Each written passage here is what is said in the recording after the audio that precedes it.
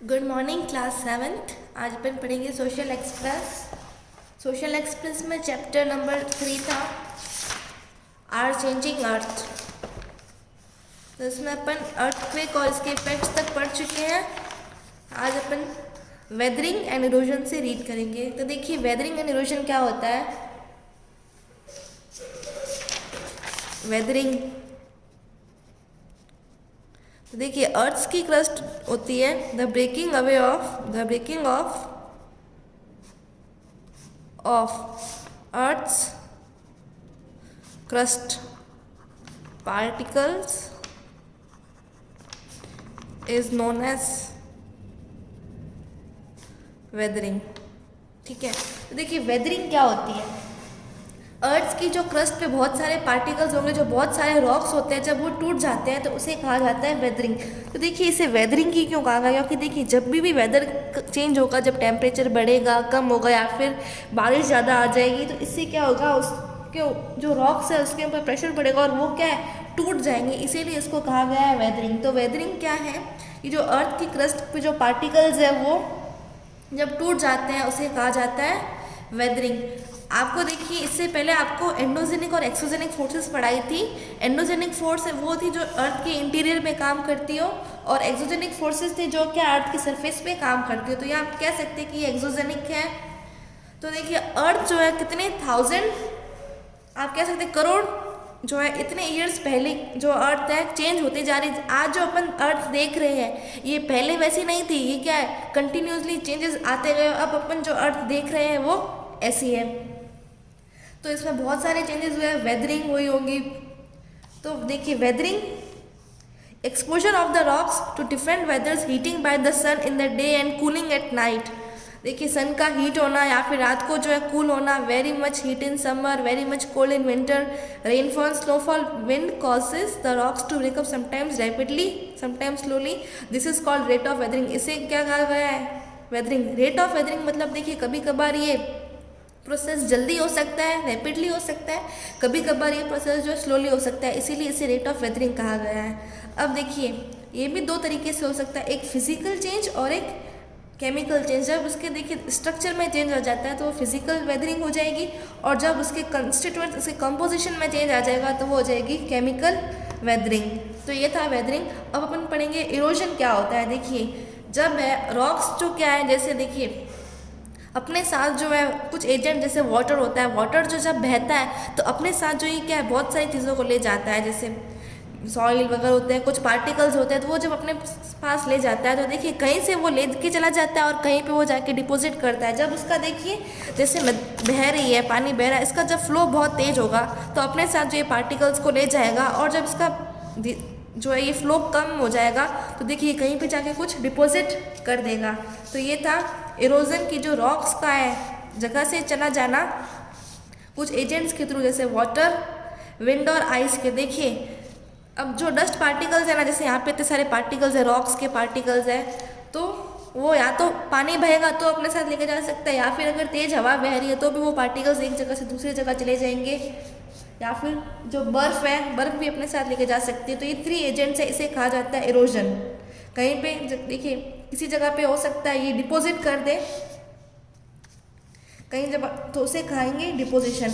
अब देखिए अभी जब डिपोजिशन होते हैं जगह जगह पे, तो कुछ लैंडफॉर्म, जैसे यहाँ पे मिट्टी थी, यहाँ से मिट्टी चली गई और यहाँ पे जाके जमा हुआ, यहाँ पे डिपोजिशन हुआ, यहाँ पे भी कुछ जो लैंडफॉर्म्स बनेंगे। अब ये क्या गेम होता है अपन पढ़ेंगे अगले टॉपिक में, agents of denudation creation of landforms. देखिए अलग अलग लैंडफॉर्म्स बना देते हैं।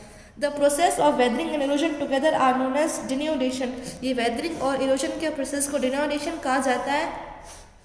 It is the work of agents like rivers, sea waves, ice and wind. The high and low parts that stand out on the surface of the earth are termed as relief of landforms। देखिए high और जो लो parts होते हैं जो अर्थ की surface के ऊपर खड़े रहते हैं, ऐसे रिलीफ लैंडफॉर्म्स कहा जाता है। तो देखिए work of a river, river का क्या वर्क है, रिवर कैसे काम करती है। तो देखिए वाटरफॉल क्या होता है, जैसे मान लीजिए यहाँ पे रिवर चल रहा है, ठीक है, ये नदी है, नदी बह रही है। अब देखिए यहाँ पे बहुत सारे रॉक्स आएंगे, जैसे यहाँ पे ये चट्टाने हैं। तो देखिए रॉक्स भी 2 टाइप्स के होते हैं, हार्ड रॉक और सॉफ्ट रॉक। अगर ये सॉफ्ट रॉक है ये क्या, जैसे जब नदी बहती है तो ये अपने साथ बहुत सारी चीज़ों को काट के ले जाती है, इतना जो है इसका फ्लो तेज होता है। तो जब नदी बहेगी तो ये सॉफ्ट रॉक है, ये इसकी जो कुछ चट्टानों को काट के यहाँ से चली जाएगी। तो देखिए अब नदी पहले सीधी बह रही थी, अब इसने चट्टानों को काटा तो यहाँ पे मोड़ आ गया, ठीक है। फिर अगर यहाँ पे देखिए मान लीजिए यहाँ पे हार्ड रॉक था, ये इसको नहीं काट पाई, ये यहाँ पे ऐसे मुड़ गई। फिर वापस यहाँ पे देखिए सॉफ्ट रॉक था, इसने सॉफ्ट रॉक इसको ऐसे जाना चाहिए था, लेकिन यहाँ पे क्या हो गया, सॉफ्ट रॉक दिखा, इसने सॉफ्ट रॉक को काटा तो अब इसका देखिए फ्लो यहाँ पे ऐसे चेंज हो गया। फिर वापस इसको अब ऐसे बहना चाहिए, यहाँ पे सॉफ्ट रॉक था, इसने सॉफ्ट रॉक को काट लिया और यह ऐसे हो गई। तो देखिए ऐसे करके बहुत, जब ये प्रोसेस बार बार रिपीट होता है तो देखिए नदी सीधे यहाँ से ऐसे आ रही है और सीधे यहाँ से नीचे चट्टानों से नीचे गिर जाती है। तो ये होता है वाटरफॉल, इसे कहा जाता है वाटरफॉल। फिर है पढ़ेंगे, जैसे देखिए ये अपन ने पढ़ा वाटरफॉल। अब देखिए नदी बहती है, ठीक है। जैसे मान लीजिए जब प्लेन्स में, जैसे मतलब जो सीधे इलाके हैं वो देखिए, जब प्लेन्स में नदी बहती है तो क्या होता है, प्लेन देखिए अपन कह तो रहे प्लेन, लेकिन देखिए प्लेन भी क्या है, ये अच्छे पूरे स्ट्रेट नहीं होते, कहीं से ऊपर नीचे होते हैं, कहीं पे मिट्टी का जो डिपोजिशन ज़्यादा होता है, कहीं पे कम होता है। तो जब देखिए मिट्टी का डिपोजिशन ज़्यादा होता है तो ये क्या करते हैं, पार्टिकल, वो जो डस्ट पार्टिकल्स को अपने साथ ले जाती है। देखिए से ये सीधा था, अब इसको डस्ट पार्टिकल्स यहाँ पे मिला, तो देखिए इसने क्या किया, ये डस्ट पार्टिकल्स को जो है यहाँ पे इसने डस्ट पार्टिकल्स अपने साथ लेके आ गए, इसने इसको यहाँ पे डिपॉजिट कर दिया, तो ये यहाँ पे चला गया। और यहाँ से क्या है, ये डस्ट पार्टिकल्स को यहाँ से टकरा के इसका फ्लो चेंज हो गया। तो जब देखिए नदी बहती है तो ये बहुत सारे टर्न्स आ जाते हैं ऐसे, वो टर्न इसलिए आते हैं क्योंकि देखिए यहाँ पे सॉइल का डिपॉजिट हो गया है, से यहाँ से नदी बही, यहाँ पे सॉइल का डिपॉजिट हो गया है। तो अब ये नदी ऐसे जानी चाहिए, तो यहाँ पे नहीं जा पा रही क्योंकि यहाँ पे सॉइल डिपॉजिट हो गई है, तो इसको अपना फ्लो चेंज करना पड़ा। और यहाँ से देखिए इसको कुछ पार्टिकल्स ये अपने साथ लेके जा रही है, यहाँ से इसका फ्लो बढ़ गया। तो ये देखिए जब नदी का ऐसे बहना, ये होता है मिंडर्स। तो देखिए यहाँ पे आप पढ़ सकते हैं मिंडर्स क्या होते हैं, ये रहे मिंडर्स। फिर देखिए जब ये जो है ऐसे नदी ऐसे फ्लो करती है, बहुत सारे बड़े बड़े टर्न्स ले लेती है, तो क्या हो जाती है, ये प्रोसेस वही का वही बार बार रिपीट होता जाता है। तो देखिए बार बार ऐसे बहुत सारे टर्न आते हैं, तो जब ये अभी नदी सीधी हो जाएगी और ये टर्न्स क्या हो जाएंगे, अलग हो जाएंगे। तो जब ये टर्न्स अलग हो जाएंगे ना, तो ये बिल्कुल बो की जो अपन कहते हैं ना, से अपन ऑक्स को, जो ऑक्स का बो होता है, ऑक्स को जो बांधने के लिए जो खूंटी होती है, बिल्कुल उसके जैसा दिखता है, इसलिए इसे ऑक्सबो लेक कहा जाता है। अब देखिए नदी जो सीधी बहेगी, लेकिन जो ये टर्न्स है ना, ये टर्न्स अलग हो गए और यहाँ पे क्या बना दिया इन्होंने, एक झील वगैरह बना दी, तो ये होती है ऑक्सबो लेक। अब है फ्लड प्लेन्स क्या होते हैं, जैसे देखिए ये दो, ये है सी वेव्स, ठीक है, यहाँ पे नदी है कोई, तो देखिए अब जैसे बारिश आई तो ये जैसे इस जो है इस रिवर में इतना पानी है। अब जैसे बारिश आई तो देखिए बहुत तेज़ बारिश आई तो इसका लेवल बढ़ जाएगा। तो और देखिए इसके जो पास के इलाकों में भी पानी क्या यहाँ से आ जाएगा, जब पानी आएगा तो वो अपने साथ डस्ट पार्टिकल्स भी साथ में लेके आएंगे, तो और भी बहुत तेज़ बारिश होगी। तो देखिए इसका जो लेवल है, अब ये पहले इतने थे तो ये नदी का लेवल क्या हो जाएगा, बढ़ जाएगा, ठीक है।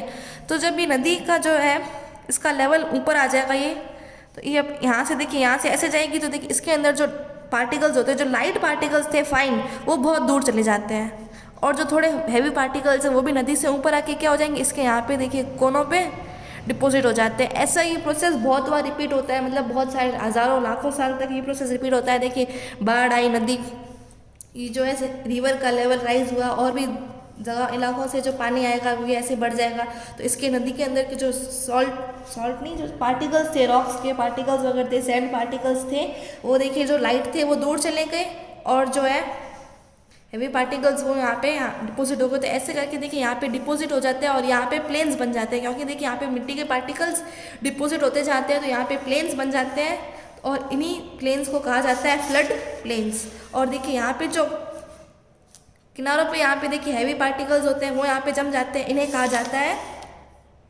Raised banks. अब यहाँ पे देखिए ये रेस्ड बैंक्स, इन्हें कहा जाता है लीव्स। ये था फ्लड प्लेन क्या होता है, लीव्स क्या होती है, ऑक्सबो लेक, मिंडर्स यहाँ पे आपको पढ़ा दिया। अब देखिए जैसे रिवर बहती है तो देखिए बहुत सारे जब वो रॉक्स वगैरह आती है तो देखिए रिवर्स डाइवर्ट हो जाती है, ऐसे यूँ डाइवर्ट हो जाता है। तो इन रिवर्स का डाइवर्ट होना ही क्या होता है, डिस्ट्रीब्यूटरीज। तो ये हो गई डिस्ट्रीब्यूटरीज क्या होती है, बहुत सारी नदियाँ बहती है तो ये आगे से टकराती जाती है, तो क्या है इसका देखिए फ्लो ये और ज़्यादा डाइवर्ट होते जाते हैं, तो ये हो जाती है डिस्ट्रीब्यूटिव। अब देखिए जब ये नदियाँ टकराती है तो देखिए कुछ ना कुछ पार्टिकल्स यहाँ पे ये छोड़ के जाती है, जैसे यहाँ पे डिपोजिशन हुआ, यहाँ पे डिपोजिशन हुआ, यहाँ पे डिपोजिशन हुआ, ऐसे धीरे धीरे टाइम के साथ ये जो डिपोजिशन वाला पार्टिकल्स का जो एरिया ये बढ़ता जाता है और क्या बन जाता है, डेल्टा बन जाता है। तो इस टॉपिक में अपन ने पढ़ा कि रिवर का काम क्या होता है। रिवर देखिए वाटरफॉल बनाता है, मींडर्स बनाता है, और मींडर्स जो है जब वो अलग हो जाता है तो वो उसका देखिए टर्न सीधा हो जाता है और वो जो था टर्न वो ऑक्सबो लेक बनाता है। फिर अपन ने देखा फ्लड प्लेन्स क्या होते हैं और उसका जो उभरा हुआ भाग होता है लीव्स, उसे लीव्स कहा जाता है, raised banks are called levees. फिर अपन ने देखा जब रिवर बहती है तो देखिए जब वो बहुत उसके क्या हो जाते हैं, डाइवर्ट हो जाते हैं, बहुत सारे ऐसे हो जाते हैं तो वो हो जाते हैं डिस्ट्रीब्यूटरी। और वो जब पार्टिकल्स जहाँ पे डिपॉजिट करती है धीरे धीरे, इतने सारे ना सबने देखिए डिपॉजिट किया, धीरे धीरे वो एरिया अपने आप बढ़ता जाता है टाइम के साथ, फिर वो क्या एक लैंड बना देता है, उस लैंड को कहा जाता है डेल्टा। अब अपन पढ़ेंगे सी वेव्स क्या होती है। तो देखिए जब जो है नदी सी में मिलने वाली होती है तब क्या हो जाती है, उसकी जो स्पीड होती है वो कम हो जाती है। जैसे ये जो नदी है अभी सी में मिलने वाली है तो देखिए यहाँ पे जो इसकी स्पीड जो है कम हो जाती है। तो जब इसकी स्पीड कम हो जाती है तो इसके अंदर जो पार्टिकल्स होते हैं वो भी क्या होते हैं, यहाँ पे जमा हो जाते हैं। जिस जगह पे जो जमा होते हैं उसे कहा जाता है बीच। तो आप देख सकते हैं यहाँ पे बीच लिखा हुआ है। The sea waves deposit sediments along the shores forming beach. तो जो नदी जब है रिवर सी में मिलने वाली होती है उसकी स्पीड कम हो जाती है और जहाँ पे वो अपना जो डस्ट पार्टिकल साथ में लेके आई है वहाँ पे जो डिपोजिट करेगी उस एरिया को कहा जाता है बीच। फिर धीरे धीरे क्या होता है, जैसे नदी और सी में मिक्स हो गई, ठीक है, ये आगे आगे और बहती तो देखिए यहाँ पे बहुत सारे रॉक्स वगैरह दिखेंगे। ये क्या करेंगे, रॉक से टकराएंगे, वापस यहाँ पे ऐसे जाएंगे, वापस टकराएंगे, वापस पीछे चली जाएगी। ऐसे ये प्रोसेस काफ़ी ईयर्स तक चलता रहता है। तो इससे क्या होगी, इस रॉक्स के अंदर दरारें आ जाएगी, धीरे धीरे ये रॉक्स के अंदर दरारें आ जाएगी और ये क्या हो जाएगा, ये काफ़ी टाइम तक ऐसा प्रोसेस रिपीट होता जाता है और ये अंदर से जो रॉक्स है खोखले हो जाएंगे और ये किसकी फॉर्म में बन जाएंगे, केव्स की फॉर्म में बन जाएंगे। तो ये बन गई sea caves. The hollow like caves are formed on the rocks, they are known as sea caves. तो ये ऐसे सी केव्स बन गई। फिर ये प्रोसेस और भी ज़्यादा रिपीट होता जाता है। तो ये क्या कर देता है, पहले तो इन्होंने केव बनाई, अब ये क्या कर देता है, सी आर्क बना देते हैं। अब कुछ नहीं बचा, सिर्फ और सिर्फ यही बचा। तो देख सकते हैं अब क्या, एक छत ही बची है, बाकी सबको इसने क्या कर दिया, टकरा के इसको पूरा ब्रेक डाउन कर दिया है। तो अब ये देखिए आर्क की फॉर्म है, इसीलिए इसे कहेंगे सी आर्क। फिर ये प्रोसेस और भी ज़्यादा होगा, तब क्या करेगा, ये इसको भी तोड़ देगा। अब क्या बचेगा, एक खंबा ही बचेगा, उस खंबे को कहा जाता है स्टैक्स। तो देखिए as this cavities become bigger and bigger only the roof of the caves remains. जब ये कैविटीज बड़ी हो जाती हैं, सिर्फ और सिर्फ छत बचेगी, तो ये देखिए आर्क की फॉर्म में हो जाएगा, ऐसे इसे कहा जाता है सी आर्क। फिर आगे और ये प्रोसेस होगा तो देखिए सब दीवारें वगैरह भी टूट जाएगी, अब एक खंबा ही बचेगा। Further erosion breaks the roof and only walls are left called stacks. अब उन्हें कहा जाता है स्टैक्स। अब है वर्क ऑफ आइस। आइस का क्या काम है, तो देखिए आइस जैसे अपनी जो अर्थ है, अब काफ़ी साल अगर आप पहले देखोगे तो देखिए वहाँ पे क्या होगी, बर्फ़ पड़ी होगी, तो बर्फ़ बहुत सारी जमी होगी, ऐसे करके क्या है, बर्फ़ की बहुत सारी आइस की लेयर्स बन गई होगी। तो वो लेयर्स, फिर देखिए बहुत सारी आइस की लेयर्स बनी, फिर उन्होंने एक दूसरे के ऊपर प्रेशर डाला तो उससे क्या एक नई चीज़ मिली, वो है ग्लेशियर। ग्लेशियर अपने आप में क्या एक मैजिक है। ग्लेशियर कोई बर्फ़ नहीं है, लेकिन ये कुछ नई चीज़ है जो बहुत सारी बर्फ़ की लेयर से एक जो है बहुत सारा प्रेशर डाला और अपन को ग्लेशियर्स मिल गए। तो देखिए the glaciers are rivers of moving ice which act as a bulldozer to move the big and small rock, stones and soils. ठीक है, तो ये है ग्लेशियर। अब देखिए जब ग्लेशियर बहते हैं तो ये भी अपने साथ क्या पार्टिकल्स को लेके चले जाते हैं। और देखिए जैसे यहाँ पे ग्लेशियर बह रहे हैं तो ये जब ये देखिए चट्टानों के अगर से ऊपर से बह रहे हैं तो ये क्या है, चट्टानों को भी जैसे यहाँ से काट के चले जाएंगे। जब ग्लेशियर बहते हैं तो देखिए ये जैसे जब इसकी ग्लेशियर्स की भी स्पीड स्लो हो जाती है, जब ग्लेशियर्स मटेरियल्स लेके आ रहे हैं, जैसे ये ग्लेशियर बह रहे हैं, फिर यहाँ पे देखिए इन्होंने कुछ डिपॉजिट किया, तो इस एरिया को कहा जाता है glacier moraine. The materials carried out by the glacier such as rocks, big and small, sand and silt get deposit in a line below it. This such deposit is called glacier moraines. इसे कहा जाता है glacier moraine. अब work of wind. Wind का देखिए क्या काम है। पहले तो अपन ने पढ़ा जैसे जब रिवर बहती है, कोई नदी बहती है तो वो क्या करती है, तो देखिए उसका इफेक्ट बहुत जब नदी बहती है उसका इफेक्ट बहुत तेज होता है, वो अपने साथ सबको बहा के ले जाती है, उसका इतना फ्लो होता है कि वो पत्थरों को भी तोड़ देती है और पत्थरों को भी अपने साथ काट के ले जाती है। अब फिर अपन ने पढ़ा आइस जब बहती है तो क्या होता है, आइस के कारण ग्लेशियर्स बनते हैं और ग्लेशियर जो अपने साथ डिपॉजिट करते हैं उसे कहा जाता है ग्लेशियर मोरेन। अब देखिए विंड, जब विंड बहती है तो क्या हो जाता है, जैसे देखिए अपन रेगिस्तानी इलाकों की बात करते हैं, जिस हाइट पे देखिए अगर इसके ऊपर देखें तो देखिए यहाँ पे जो पार्टिकल्स ज़्यादा जमे हुए हैं और यहाँ पे क्या है पार्टिकल्स कम जमे हुए हैं। तो जब देखिए विंड बहती है तो क्या होती है, यहाँ पे पार्टिकल्स कम जाएंगे और यहाँ पे पार्टिकल्स क्या है, पार्टिकल्स यहाँ पे ज़्यादा है तो ये यहाँ से चले जाएंगे। तो देखिए अब धीरे धीरे ये प्रोसेस काफ़ी टाइम रिपीट होता है। अभी जैसे ऐसा इलाका था, अभी कैसा होगा, यहाँ ऐसा होगा क्योंकि यहाँ के सारे पार्टिकल्स, यहाँ पे पार्टिकल्स ज़्यादा थे, सारे पार्टिकल्स यहाँ से चले गए और ये इलाका अब ऐसा हो गया। अब ये जो रिजल्ट मिला आपको क्या कहते हैं, आप इसे मशरूम रॉक्स कहते हैं। ये देखिए यहाँ पे पार्टिकल ज़्यादा थे, यहाँ से चले गए और ये देखिए मशरूम की फॉर्म में बन गए। तो ये थे मशरूम रॉक्स। फिर देखिए जब हवा बहती है, विंड जो है चलती है तो अपने साथ बहुत सारे पार्टिकल्स को लेके चली जाती है और जब वो बहना जो है, हवा बहना बंद कर देती है, जो हवा चलती नहीं है, जैसे हवा यहाँ पे ऐसे चल रही है तो अपने साथ बहुत सारे पार्टिकल्स को ले जाएगी और जब इसने हवा ने चलना बंद कर दिया तो ये क्या है, इसके साथ जो भी चीज़ें थी वो यहाँ पे जाके डिपॉजिट हो जाएगी ऐसे। तो ये बिल्कुल अपन कहते हैं सैंड ड्यून्स, रेत के टीले, तो ये होते हैं, इसी से के कारण सैंड ड्यून्स बनते हैं। अब देखिए जो है मिट्टी में अलग अलग तरीके की होती है, एक तरीके की तो मिट्टी होती नहीं है। जब देखिए बहुत मिट्टी जो अपने साथ बहुत सारे lighter particles, lighter and फाइनर particles अपने साथ लेके चली जाती है और जो टीले बनते हैं उसे कहा जाता है लॉइस। जब देखिए लाइटर पार्टिकल्स के जो ड्यून्स बनेंगे उसे कहा जाता है लॉइस। तो इस चैप्टर जो ये अपना चैप्टर खत्म हुआ, इसमें इस टॉपिक में अपन ने क्या देखा कि जो एक्सोजेनिक फोर्सेस है, वेदरिंग और इरोजन कहीं पे जो है अपने साथ लेके चली जाती है, कहीं से देखिए एक जगह से दूसरी जगह लेके चली जाती है और कहीं और पे जाके डिपॉजिट कर देती है एक्सोजेनिक फोर्सेस। अब इसके कारण क्या होता है, क्या चीज़ें बनती है, कौन कौन से लैंडफॉर्म्स बनते हैं। रिवर के कारण क्या बनता है, देखिए वाटरफॉल बनता है, मींडर्स, ऑक्सबो लेक, फ्लड प्लेन्स और डिस्ट्रीब्यूटरीज। फिर डिस्ट्रीब्यूटरीज के डिपॉजिट के कारण क्या बनता है, डेल्टा। फिर है वर्क ऑफ सी वेव्स, क्या बनाती है, बीचेस बनाती है और देखिए सी केव्स, सी आर्केज और स्टेक्स बनते हैं। फिर अपन ने देखा कि जो ग्लेशियर्स, आइस का क्या काम होता है, आइस के कारण ग्लेशियर बनते हैं और ग्लेशियर मोरेन्स।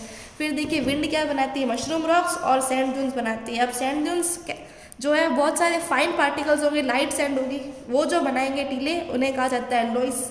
तो इस चैप्टर में अपना इतना ही था। अगले लेक्चर में जो अपन इससे क्वेश्चन आंसर्स करेंगे।